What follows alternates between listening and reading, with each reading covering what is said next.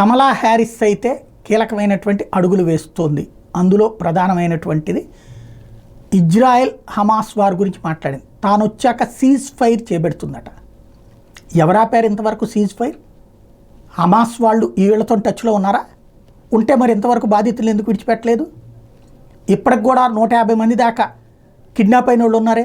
9 నెలలుగా ఇజ్రాయలీ పౌరులు నరక యాతన అనుభవిస్తున్నారే హమాస్ తీవ్రవాదుల దగ్గర. వాళ్ళతో పాటుగా ఆ బందీలని ఇతర తీవ్రవాద సంస్థలకి పంచిచ్చింది హమాస్. మరి వాళ్ళతో టైఅప్ అయ్యారా?